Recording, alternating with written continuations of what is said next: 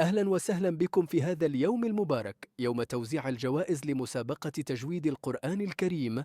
إننا سعداء بوجودكم معنا في هذا الحدث المهم الذي يهدف إلى تعزيز قيم القرآن الكريم في نفوسنا وتشجيع الأجيال الجديدة على الالتزام بكتاب الله عز وجل. نرحب بكم جميعا من قادة الجمعيات والشيوخ والمشايخ إلى المشاركين والفائزين، وإلى جميع الضيوف الكرام الذين أتوا لتشجيعنا في هذا الحدث. إننا نشعر بالسعادة والفخر بوجودكم معنا في هذا اليوم المبارك. هذا الحدث ليس مجرد توزيع جوائز، بل هو احتفال بتعزيز قيم القرآن الكريم في نفوسنا وبتشجيع الأجيال الجديدة على الالتزام بكتاب الله عز وجل. إننا نأمل أن يكون هذا الحدث محفزا لنا جميعا للاستمرار في دراسة القرآن الكريم وتعلمه. نحن في جمعية 3 فحول للأعمال الاجتماعية والتربية والثقافة والرياضة نعتبر أن هذه المسابقة هي جزء من رسالتنا في تعزيز القيم القرآنية في المجتمع وتشجيع الشباب على الالتزام بكتاب الله عز وجل. نحن سعداء بتقديم هذه الجوائز للفائزين الذين أظهروا إجادة وتميزا في تجويد القرآن الكريم. إننا نأمل أن تكون هذه الجوائز محفزة لهم لمواصلة الجهد والاجتهاد في دراسة القرآن الكريم وتعلمه. مرة أخرى نرحب بكم جميعا ونشكركم على حضوركم هذا الحدث المبارك. نأمل أن يكون هذا اليوم يوما مباركا ومؤثرا لجميعنا. وأخيرا نود أن نقول إننا نعتبر أن هذه المسابقة هي جزء من جهودنا لتعزيز القيم القرآنية في المجتمع وتشجيع الشباب على الالتزام بكتاب الله عز وجل. إننا نأمل أن تكون هذه المسابقة محفزة لنا جميعا للاستمرار في دراسة القرآن الكريم وتعلمه.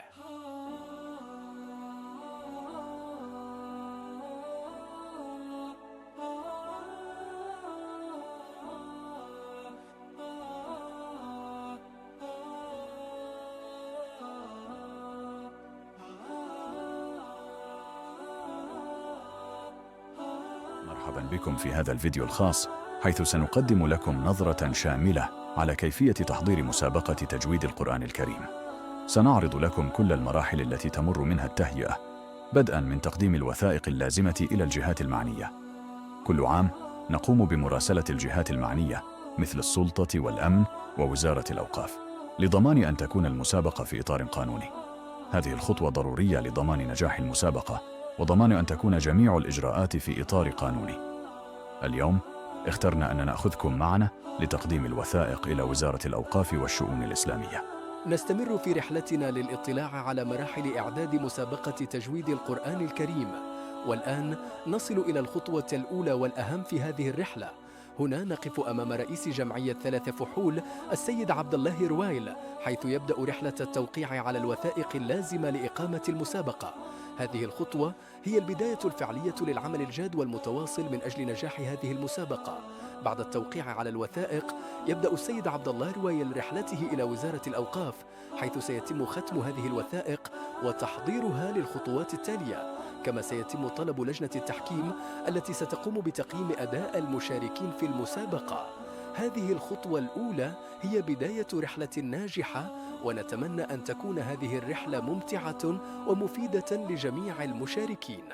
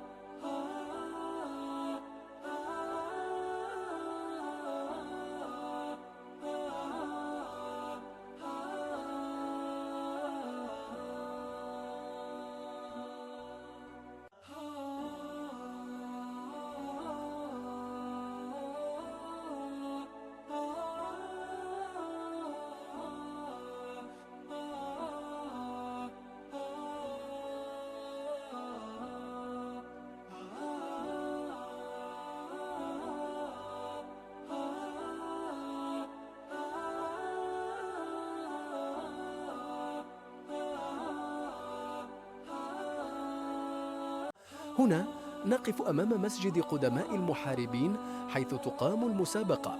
بعد تقديم الوثائق اللازمة إلى إمام المسجد السيد الفقيه عبد اللطيف الصابوني، نبدأ بتعليق اللافتة التي تعلن عن المسابقة.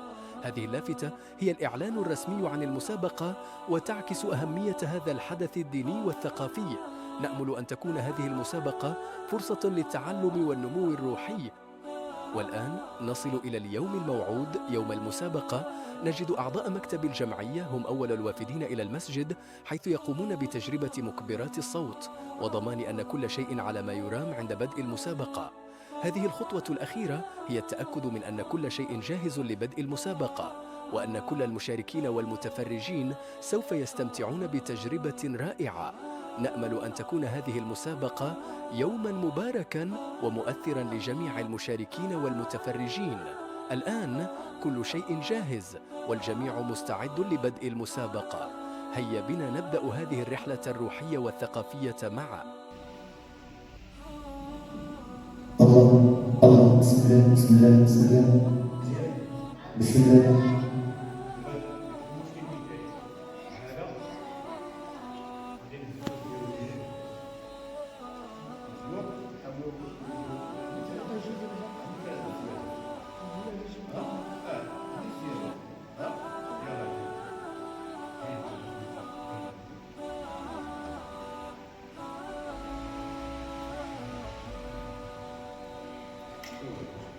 سي يوسف، بحكم انك انت تقني الصوت، شكي كتجيك هذه المسابقه وانت اللي كتشرف على الصوت ديالها؟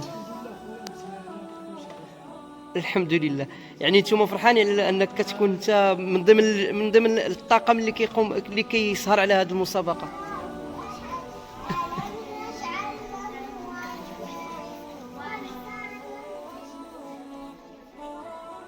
في يوم المسابقة، حيث نجد الأطفال المشاركين يتوافدون على شيخنا الفاضل السيد موسى ساكور قبل صلاة العصر لمراجعة الآيات التي سيقرؤونها في المسابقة.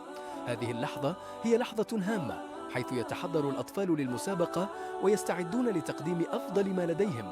شيخنا السيد موسى ساكور يلقي نظرة على الآيات ويقدم التوجيهات النهائية للأطفال. هذه المراجعة الأخيرة هي خطوة مهمة لضمان أن يكون الأطفال مستعدين بشكل كامل للمسابقة. نأمل أن تكون هذه اللحظة مفيدة للأطفال. إلى عندكم 10 وعندكم 10 4 في 4 8 ياك شحال تخرجوا من هذا؟ دابا خرجت 8 دابا حنا الجمعة يخرج كالعادة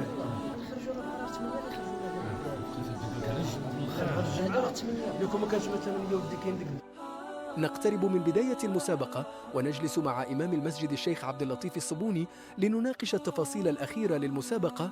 نناقش عدد المؤهلين وكيفية استغلال الوقت بشكل فعال. بين صلاة العصر والمغرب هناك ساعتان، ويتطلب الأمر خطة مدروسة لضمان أن تكون المسابقة مريحة للمشاركين. بفضل تجربة الشيخ عبد اللطيف الصبوني في الإمامة، يتم اقتراح خطة تهدف إلى استغلال الوقت بشكل فعال وتضمن أن تكون المسابقة مريحة للمشاركين. ولذلك قال أهل العلم أن من شروط الانتفاع بالقرآن، لأن كثير من الناس تقول تقرأ القرآن ولكن لا يشعر بشيء تجاهه. ولذلك أهل العلم ذكروا شروطا للانتفاع بالقرآن وسألخصها في أربعة. أولا الإيمان بأن القرآن الكريم هو كلام الله. ينبغي عليك أن تشعر هذا عندما تكون تقرأ القرآن وتتلو القرآن، لا بد أن تشعر بأنك تقرأ كلام الله. معناه أن تكون طاهرا، أن تكون خاشعا، أن يكون القلب حاضرا، أن تؤمن به وتصدق بكل أحكامه، أن تحبه وتحب أهله وتحب من يقرأه. كل ذلك يدخل في الإيمان. هذا هو الإيمان بالقرآن، أن تستحضر هذا في إيمانك. هذا الشرط الأول. سأوجد. اللحظة التي كنا ننتظرها قد وصلت، المسابقة على وشك البدء، ولكن قبل ذلك نقوم بتقديم موعظة دينية رائعة يقدمها السيد مبارك السباعي، مرشد بالمجلس العلمي المحلي بمدينة مكناس. يستمع الجميع باهتمام إلى كلمات السيد السباعي، حيث يلقي موعظة حول شروط قراءة القرآن الكريم. هذه اللحظة هي لحظة هدوء وتركيز، حيث يستعد الجميع للاستماع إلى القرآن الكريم. وبعد هذه الموعظة الرائعة تنطلق المسابقة في أجواء قرآنية ربانية، ونتفاجئ بأصوات سجية وترتيل رائع، حيث يبدأ المشاركون في قراءة القرآن الكريم. هذه اللحظة هي لحظة جميلة ومؤثرة، حيث نسمع أصواتا رائعة تقرأ القرآن الكريم. نستمتع بهذه اللحظة ونشعر بالسعادة والراحة النفسية.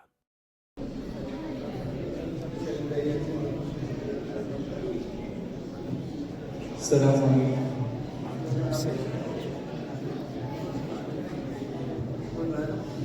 إنزال السعودي تأتلو ما تيسر من سورة يوسف إن شاء الله.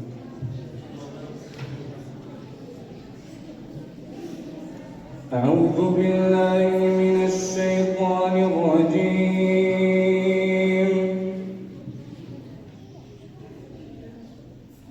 بسم الله الرحمن الرحيم.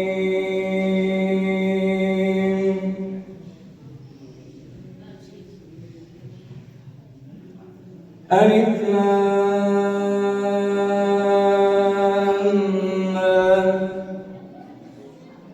تلك آيات الكتاب المبين.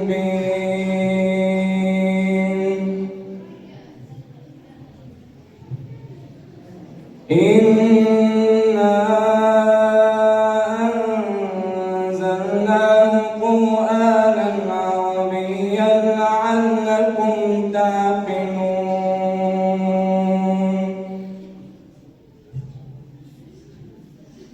نحن نقص عليك أحسن القصص بما أوحينا إليك هذا القرآن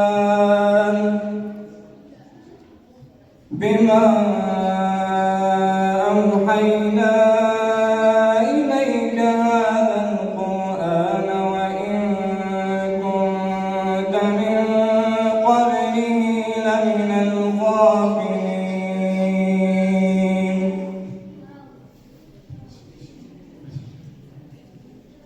إذ قال يوسف لأبيه يا أبت إني رأيت 11 كوكبا والشمس والقمر رأيتهم لي ساجدين. قال يا بني لا تقصص رؤياك على إخوتك فيكيدوا لك كيدا إن الشيطان للإنسان عدو مبين. حسبك استخزاء. أعوذ بالله من الشيطان الرجيم. قال رجلان من الذين يخافون أنعم الله عليهم ادخلوا عليهم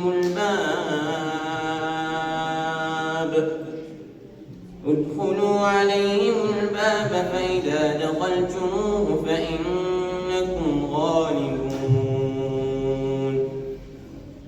وعلى الله فتوكلوا إن كنتم مؤمنين. قالوا يا موسى إنا لن ندخلها أبدا ما داموا فيها فاذهب أنت وربك فقاتلا إنا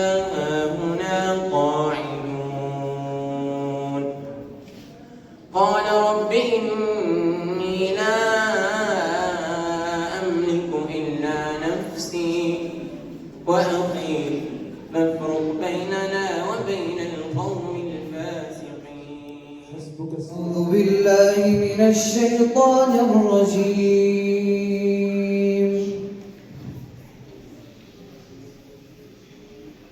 إن الذين قالوا ربنا الله ثم استقاموا تتنزل عليهم الملائكة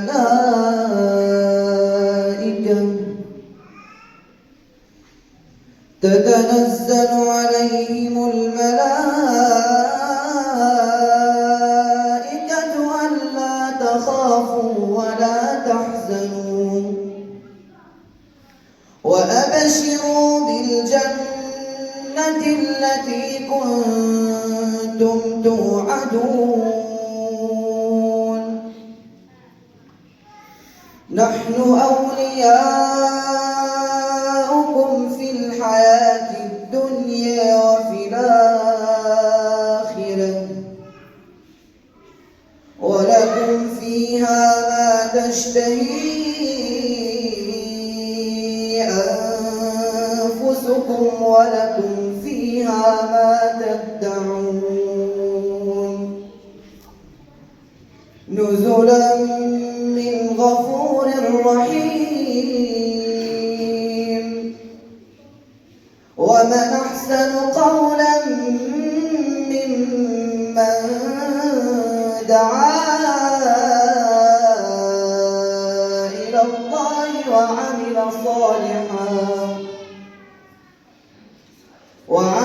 صالحا وقال إنني من المسلمين.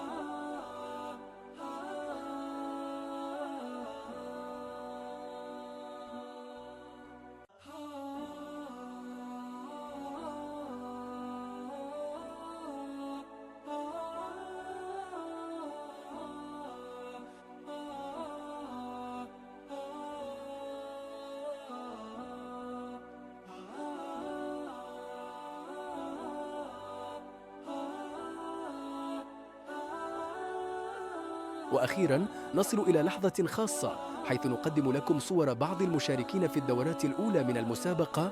هؤلاء الصغار الموهوبون الذين أظهروا مهاراتهم في قراءة القرآن الكريم. نرى هنا صور حذيفة الحنفي ويحيى الصويني وخالد لومغاري ومصعب جعفر وعثمان أية المداني ويوسف الإغمام. هؤلاء الأطفال المشاركون في المسابقة أظهروا شغفهم وحبهم للقرآن الكريم. هذه اللحظة هي لحظة فخر لهم ولأسرهم، حيث يظهرون مهاراتهم ويعبرون عن حبهم للقرآن الكريم. وها هم اليوم شبابا حاملين للقرآن، حيث نموا وازدهروا في حبهم وتقديمهم للقرآن الكريم. هؤلاء الشباب الموهوبون الذين بدأوا مسيرتهم في قراءة القرآن الكريم منذ الصغر هم اليوم حاملين للقرآن الكريم ويقدمون نموذجا رائعا للشباب المسلم. نحن فخورون بهؤلاء الشباب الذين أظهروا التزامهم وتفانيهم في تعلم وتقديم القرآن الكريم. نأمل أن يكونوا قدوة حسنة للشباب الآخرين، وأن يستمروا في نشر نور القرآن الكريم في كل مكان. شكرا على تتبعكم، وإلى اللقاء السنة القادمة إن شاء الله.